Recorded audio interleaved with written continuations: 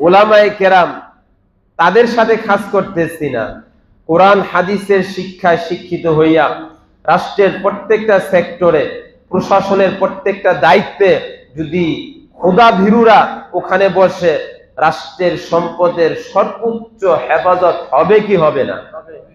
হবে, সর্বোচ্চ হেফাজত হবে। আবু বকর রাষ্ট্রীয় প্রধান হওয়ার পরে এক মুষ্টি চাউল পরিমাণ বেশি রাখতেন ওনার ওয়াইফ, ওনার স্ত্রী, আবু বকর সিদ্দিক রাদিয়াল্লাহু তাআলা আনহু। ওই পরিমাণ সম্পদ রাষ্ট্রীয় কোষাগার আবু বকর রাদিয়াল্লাহু ফিরাই দিচ্ছেন। এটা কি আবু জাহেল, নমরুদ, ফিরাউনের উত্তরসূরি হওয়ার কারণে, নাকি নবী মুহাম্মদুর রাসূলুল্লাহ সাল্লাল্লাহু আলাইহি সাল্লামের অনুসারী হওয়ার কারণে? জোরে বলেন, কার অনুসারী হওয়ার কারণে? কোরআন হাদিসের ভিক্ষা শিক্ষা নিয়ে রাষ্ট্রীয় ক্ষমতায় বসার কারণে চিন্তা করছেন 1 টাকা খাবো, রাষ্ট্রের 18 কোটি জনগণের কাছে কাল কিয়ামতের মাঠে জবাবদিহি করতে হবে। রাষ্ট্রীয় সম্পদ আপনি সুযোগ পাইয়া 1 টাকা খাইবেন, আর ওই রাষ্ট্রে যদি 20 কোটি জনগণ থাকে, 20 কোটি জনগণের কাছে হিসাব দিয়া এরপর আপনাকে জান্নাতে যাইতে হবে, আর না জাহান্নামে যাইতে হবে। এত সহজ না অন্যের টাকায় বিলাসিতা, এত সহজ না অন্যের টাকায় বিশাল বাগান বাড়ি, বিলাসিতার বাড়ি, বউর জন্য একটা, মাইয়ার জন্য একটা, নাতিনের জন্য এই গাড়ি। এই যে আকাশচুম্বী বাজেট কইরা চলতেছেন, বাপের সম্পত্তি। আর ভাই পরকালে তো পরের কালে, দুনিয়াতে হিসাব শুরু হয়ে যেতেছে। আপনি পরকালে দিবেন, এটা পরের সাবজেক্ট। দুনিয়ার মধ্যেই তো রাষ্ট্রীয় সম্পদ শুরু হয়ে যায়। আজকে জাতীয় পত্রিকায় দেখলাম ওই যে সিরিয়ার জালেম বাদশা 4টা বিমানে সিরিয়ার রাষ্ট্রীয় সম্পদ ও পালানোর আগে পাচার করছে।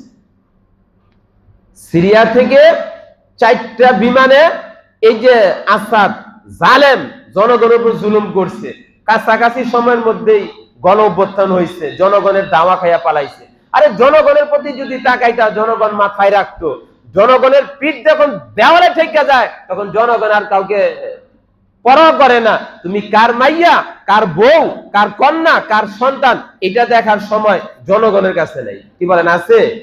যদি সেটা থাকতো তাহলে বিবেচনা করতো, আরে উমুক তো উমুকের কন্যা, বিবেচনা করতো কি করতো না?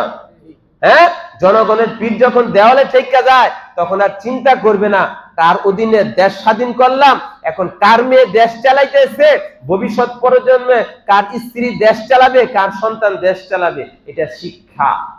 রাষ্ট্রীয় ক্ষমতায় ভবিষ্যতে যারা আসবো একদম সাবধান হইতে হবে, একদম সর্বোচ্চ সতর্ক হইতে হবে। গা বাসায় চালাইবেন ওই সময় নাই।